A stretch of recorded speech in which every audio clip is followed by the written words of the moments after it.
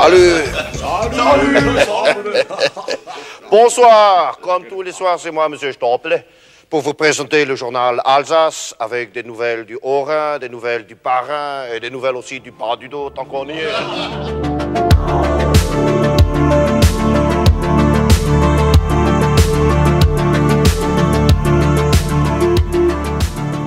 Bonjour à tous, ici Corsec pour Baguette et Musette. Je suis accompagné aujourd'hui d'Isatis dans la rédaction de ce nouveau format que nous vous proposons pour découvrir et nous réapproprier ensemble la richesse de nos cultures régionales. Dans un monde toujours plus mondialisé, toujours plus déshumanisé, toujours plus égocentrique, tendant vers une uniformisation, favorisant l'omniprésence du capitalisme, qui se veut le destructeur des différences de toutes frontières géographiques, physiques, morales et naturelles, il est primordial de se recentrer sur notre identité, seul rempart à la destruction communautaire du peuple français. Nous vivons dans un monde où il nous paraît plus normal de connaître la mythologie des personnages de Marvel plutôt que celle de nos héros de France. Nous vivons dans un monde où il nous paraît préférable de faire passer la culture de l'autre avant la nôtre, sous prétexte que cette dernière pourrait nous enrichir. Comment voulez-vous être enrichi culturellement si vous ne savez même pas quelle richesse vous avez entre les mains? La beauté de votre culture. Nous pointons ici du doigt l'hypocrisie du discours dominant qui veut connaître son lointain avant son prochain. Aujourd'hui, nous le disons, les nôtres avant les autres. Nous brandissons ce slogan sans rougir, tant il est naturel et inhérent à tout peuple qui veut survivre. Et tant il nous est interdit de le dire. La culture française n'a pas besoin d'être enrichie. Elle est déjà aboutie, elle est déjà si belle. L'identité est notre véritable colonne vertébrale aujourd'hui. Et notre devoir de faire communauté ne peut se maintenir qu'en retrouvant les traditions trop souvent oubliées de nos pères. Nous avons hérité d'un patrimoine culturel immense, passant par les fêtes populaires, la gastronomie, le chant, l'architecture, l'art, qui doit se maintenir face à la mondialisation. Se réapproprier notre héritage est un véritable acte de résistance aujourd'hui. Avant même de se lancer en politique, il faut retrouver communauté. Nous n'invitons pas ici au régionalisme, qui est aujourd'hui le cheval de Troie de l'Union européenne, qui, pour diviser, pour mieux régner, subventionne tous les mouvements sécessionnistes pour aboutir à son Europe poreuse des régions. Non, nous vous invitons à être un Français local, car la culture française ne se résume pas à Paris. Soyez les Français de vos régions. C'est pourquoi nous vous proposerons à travers ces rendez-vous une redécouverte de nos belles traditions et de ce qui peut être remis à l'honneur. Attention cependant, ceci n'est pas un guide touristique pour Parisiens. Tout d'abord parce que vous pouvez en trouver pléthore sur internet, entre les compilations des meilleurs endroits où aller en famille, en vacances ou en fin de semaine, et les différents reportages télévisés. Non, ceci est une sorte de manuel de réappropriation culturelle, qui s'adresse à tout Français qui veut en apprendre plus sur son pays, et trouver dans ces petits condensés le bon sens et la beauté de la culture de ses aînés. Nous ne revendiquons également aucune exhaustivité, chacune de ces vidéos ne sera qu'une ébauche sur la richesse des cultures de nos régions, et nous vous prions bien évidemment d'être indulgents sur les éventuelles mauvaises prononciations ou approximations que nous pourrons faire malgré nous. Nous allons donc aujourd'hui vous entretenir au sujet de l'Alsace, petite région à l'est de la France, la troisième la plus dense en habitants. L'Alsace est une terre de contraste, culturelle comme paysagée, à la fois gauloise et germanique, montagneuse, vallonnée ou boisée. D'est en ouest, cette région de France présente une très grande variété de panoramas. Des montagnes vosgiennes érodées par le temps, peu élevées, mais recouvertes de forêts, en passant par les collines qu'elles surplombent, que l'on a consacrées aux vignes, jusqu'aux plaines fréquemment inondées. Cette beauté contrastée va jusqu'à s'illustrer dans le climat qui se veut très chaud l'été et rigoureux l'hiver. Ces terres fertiles où il ne pleut presque pas font de l'Alsace une de ces régions visicoles où chaque année les sarments qui ne sont pas coupés donnent du fruit et s'alourdissent de grappes dorées. Une description très chrétienne pour cette région qui ne produit majoritairement que du vin blanc. Vin qui, comme vous le savez, est favorisé pour la liturgie catholique et le sacrifice de la messe. Ces paysages grandioses ont été sublimés par la main humaine, du temps où il était encore possible d'allier l'utile à l'esthétique en termes d'architecture. Les colombages sont la caractéristique principale des maisons alsaciennes. Une technique de construction associée aux villes médiévales, mais que l'on retrouve aussi sur les fermes et les maisons des vignerons alsaciens, où l'armature visible en bois soutient le hourdage fait de briques, de plâtre ou de torchis. Ces dernières sont souvent semi-enterrées pour avoir en sous-sol une cave ou un pressoir. On favorise dans cette architecture les petites pièces exiguës qui sont plus faciles à chauffer pour se protéger du froid mordant des hivers. particulièrement dans les Vosges. Les toits sont très pentus et couverts de tuiles d'argile. Tout comme en Bretagne, on se plaisait à sculpter dans les poutres de certains colombages. Certaines de ces sculptures sont encore visibles, comme celle de la maison Camerzel, située dans le centre de Strasbourg, dans la place de la cathédrale. Nous pouvons voir qu'à l'époque, on n'hésitait pas à s'approprier ces maisons culturellement, que les artisans étaient de véritables artistes et que l'on ne pondait pas une maison blanche, apatride, en un mois avec un toit plat, une baie vitrée et des meubles Ikea. Une leçon du passé qu'il nous faut méditer. Nous montrons combien l'école moderne a tort de vouloir faire passer les métiers manuels comme des sous-métiers puisque ceux-ci ont sublimé le réel pendant des siècles. Il suffit de parler de la cathédrale de Strasbourg pour s'en rendre compte. Reconnaissable à son unique tour et visible de très loin dans les plaines alsaciennes, depuis les Vosges et la forêt noire, ce bijou d'architecture gothique et de catholicité, inlassablement exalté des deux côtés du Rhin par Victor Hugo et Goethe, a émergé de 1015 à 1439 avec des modifications ponctuelles. Elle aurait été pendant près de 2 siècles, du XVIIe au XIXe siècle, le plus haut édifice du monde. Oui, rien que ça. Elle ne rougira pas pour autant aujourd'hui de sa 5e place parmi les plus grandes cathédrales du monde. Mais Notre-Dame de Strasbourg ne s'en arrête pas là en termes de record. Elle est tout simplement la plus vieille cathédrale gothique au monde, née de l'alliance entre le génie français et germanique du Saint-Empire, lorsque la ville était encore une ville libre. Comme quoi, rien n'est trop beau pour Dieu. À présent, une anecdote amusante. En 1793, les révolutionnaires, sûrement par complexe d'infériorité, et à cela on ne peut que leur concéder, ont mis en procès la flèche devant un tribunal révolutionnaire car sa hauteur faisait injure à l'égalité. On a finalement convaincu les révolutionnaires de faire porter à la flèche un bonnet phrygien pour la sauver de la destruction. La flèche a donc dû porter cet oripeau pendant 9 ans. Comme quoi la beauté de cet ouvrage n'a aussi peu de limites que l'idiotie révolutionnaire. Pour prendre maintenant un peu plus de recul sur l'actualité architecturale du patrimoine alsacien, aujourd'hui, selon les membres de l'Association de sauvegarde des maisons alsaciennes, 400 maisons à colombage disparaîtraient chaque année en raison de rénovations trop coûteuses, mais aussi à cause des communes qui privilégient la construction de logements sociaux, sûrement pour nous enrichir culturellement. Les maires seraient donc les premiers responsables de cette disparition. C'est ici que nous voyons que les maires ont encore du pouvoir sur le réel, contrairement à nos récitateurs de directives de l'Union européenne à l'Élysée. Peut-être devons-nous y voir une sorte d'invitation à s'emparer de nos mairies pour sauver les meubles, à rappeler que les mairies et les communes sont antérieures à la République. C'est donc une structure très ancienne que l'on peut encore essayer d'assainir, car ancrée plus ou moins dans le réel et dans le local.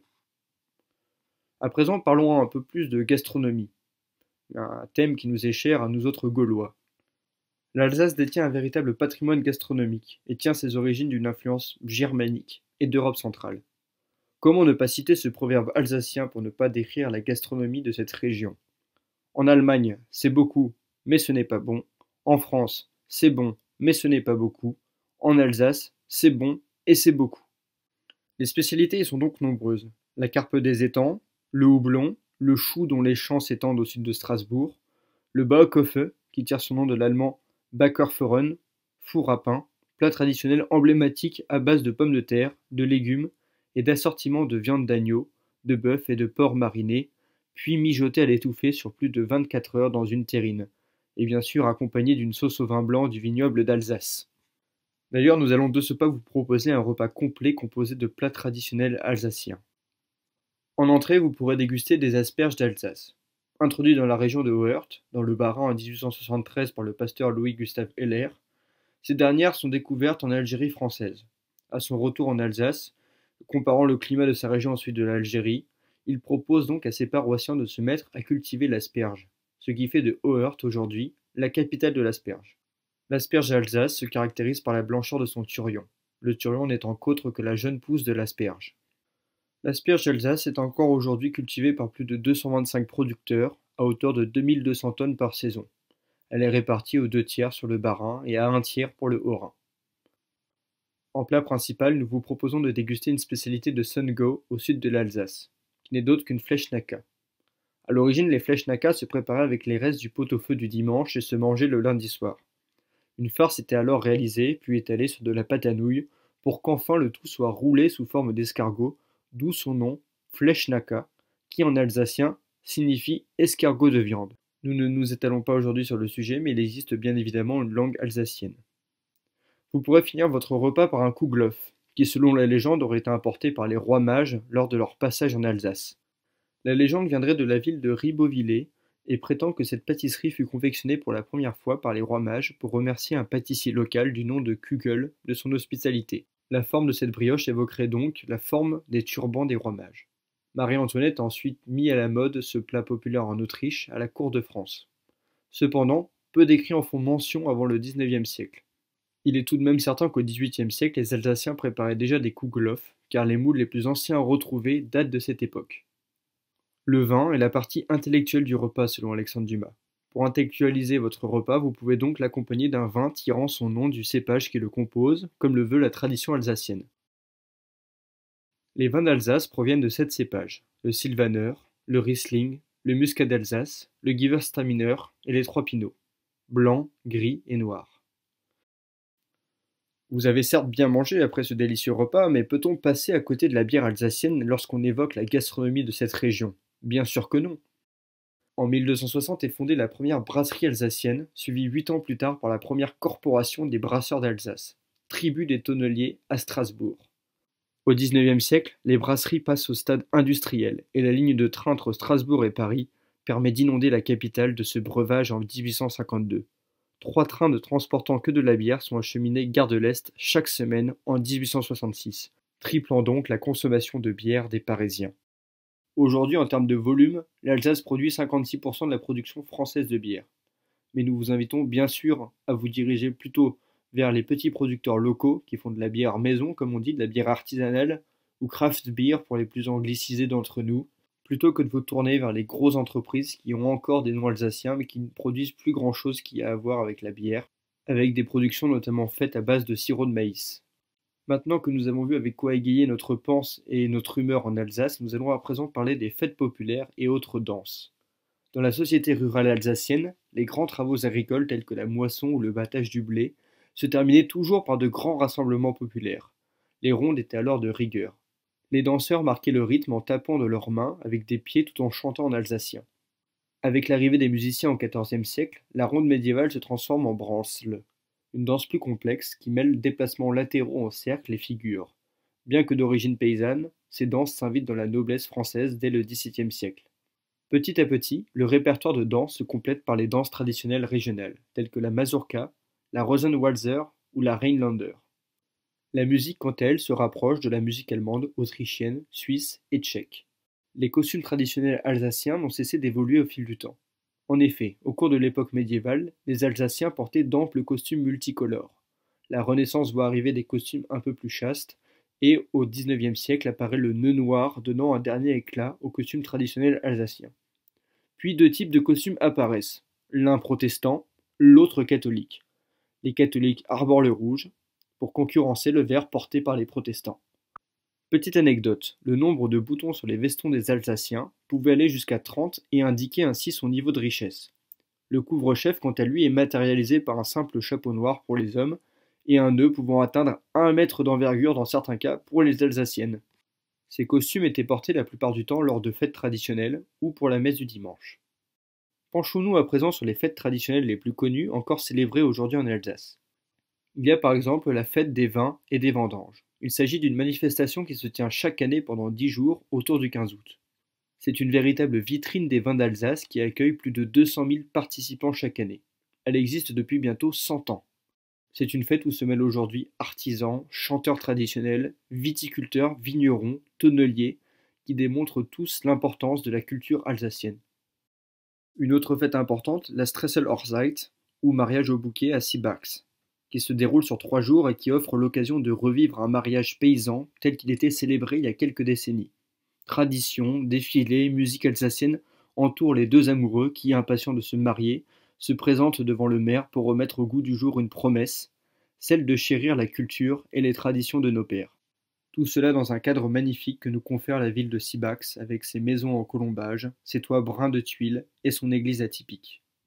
Maintenant que nous avons fait ce très bref et très imparfait tour d'Alsace à propos des fêtes et traditions locales, comment ne pas aborder l'Alsace sous un point de vue purement linguistique? En effet, avec plus de 800 000 locuteurs encore aujourd'hui, l'alsacien, donc la langue d'Alsace, est la 2e langue la plus parlée en France, derrière le français.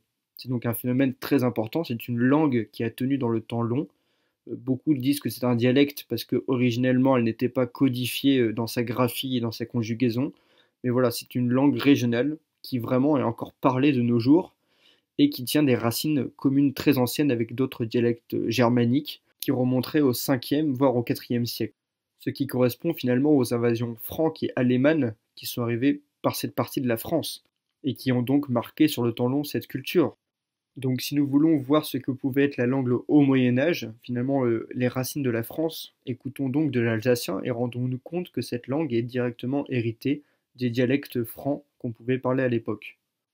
Rappelons donc que la France est née de ce mélange si particulier entre la latinité de l'Empire romain, les populations dites celtes qui étaient là auparavant, mais aussi avec ces invasions barbares, germaniques, franques, qui ont créé ce mélange si particulier et qui a été si fécond dans l'histoire.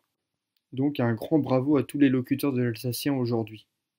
Voici donc pour ce bref aperçu de la culture alsacienne qui n'est bien sûr qu'une ébauche et qui a absolument besoin d'être complétée par vos recherches et puis pourquoi pas par des commentaires en dessous. Nous vous remercions pour votre soutien, pour votre écoute et nous nous retrouvons très bientôt pour un Terre de nos pères sur l'Auvergne. C'était Corsac et Isatis pour Baguette et Musette. À bientôt.